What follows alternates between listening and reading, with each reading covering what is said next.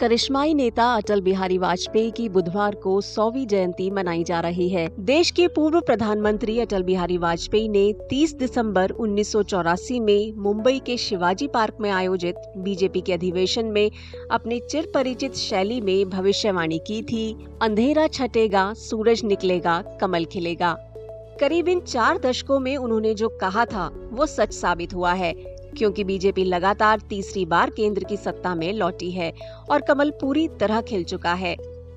राजनेता और अद्वितीय वक्ता वाजपेयी भारत के पहले गैर कांग्रेसी प्रधानमंत्री थे जिन्होंने अपना कार्यकाल पूरा किया। उन्हें सभी राजनीतिक दलों से सम्मान और स्नेह मिला। वे अपनी जन्मजात लोकतांत्रिक भावना के साथ मजबूती से सदैव खड़े रहे। उससे विपक्ष में रहकर भी सत्ता पक्ष में वे हमेशा पसंद किए जाते रहे।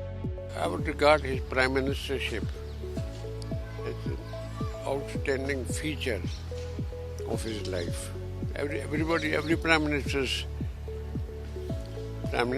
to be prime minister of country of at that time 130 billion people would be there. It's not a mean job. He wanted to succeed in that job, do a few things on the economic, social and political front. He never hit below the belt in parliament speeches.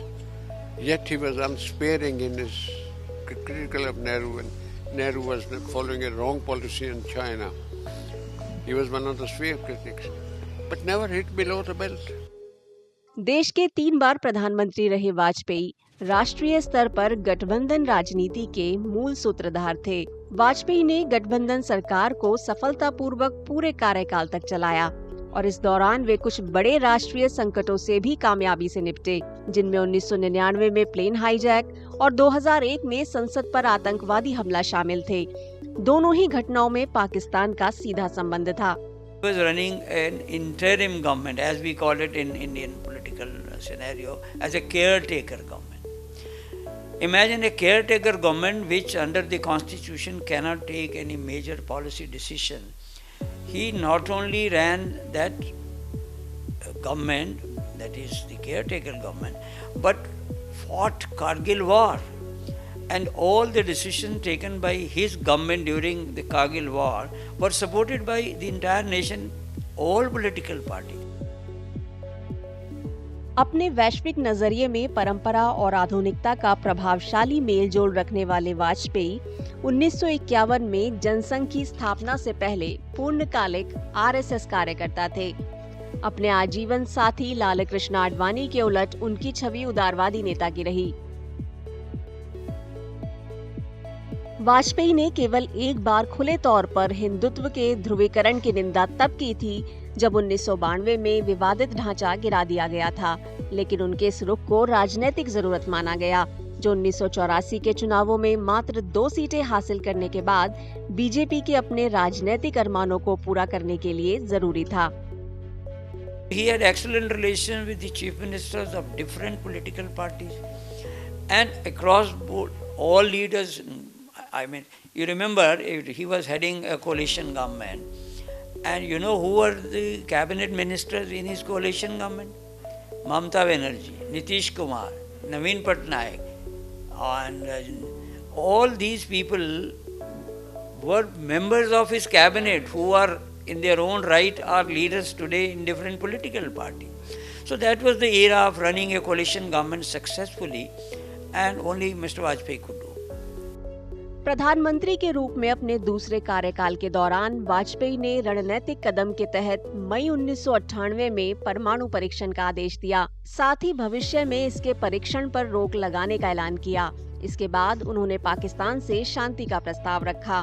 Pakistan के साथ संबंध सुधारने की उनके भावुक कोशिशों के नतीजों से फरवरी 1999 में उन्होंने बस से लाहौर की शानदार यात्रा की और फिर 2001 में पाकिस्तान के राष्ट्रपति परवेज मुशर्रफ के साथ आगरा शिखर सम्मेलन की मेजबानी की गई, लेकिन इसमें ज्यादा कामयाबी नहीं मिली।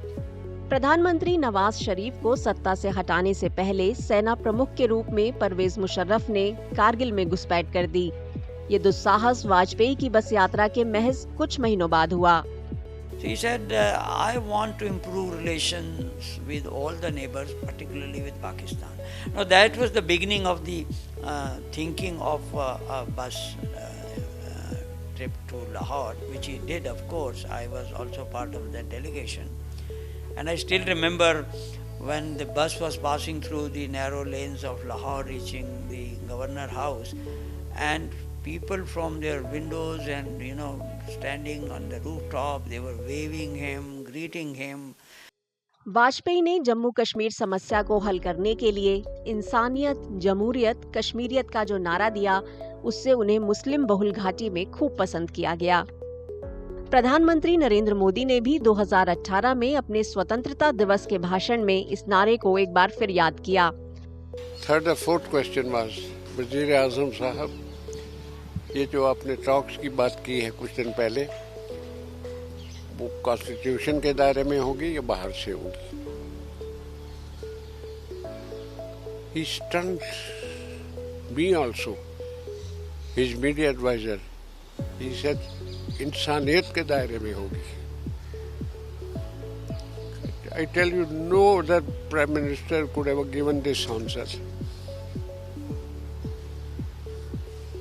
इंसानियत के दायरे में होगी। Now, who can? No contribution by me. We had a discussion, gone over many questions in political sense, but it came straight from his heart. He meant it. He's still in the valley.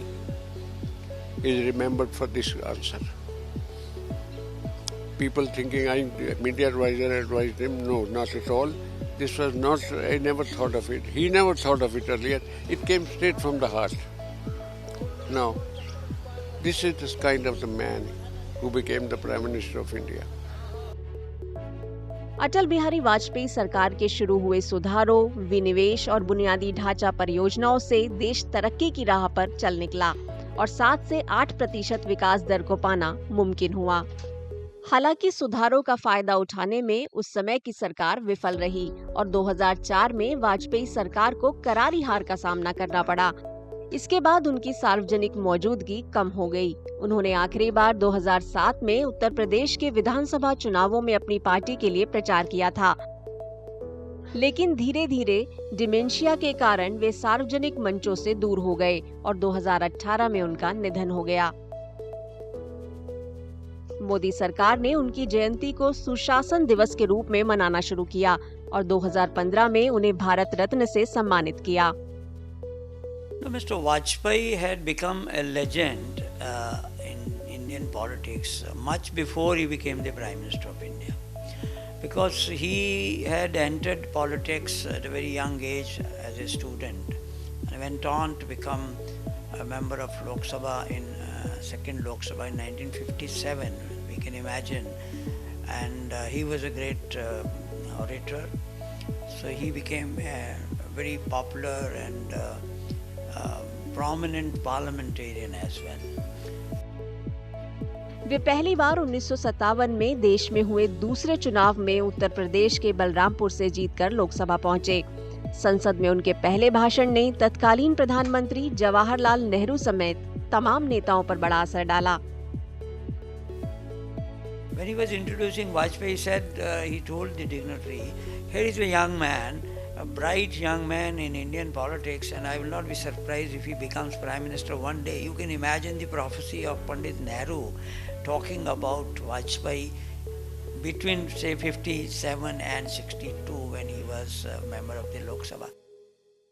Atal Bihari Vajpayee की जितनी हिंदी भाषा पर पकड़ थी, उतनी ही अच्छी अंग्रेजी भी वो बोल लेते थे। उनकी बोलने की शैली, व्यावहारिकता से जो भी उनके संपर्क में आता था, वो उनका होकर रह जाता था। चाहे वो आम आदमी हो, राजनेता हो, नौकरशाह हो या दुनिया के नेता, सभी उनकी तारीफ आज भी करते हैं।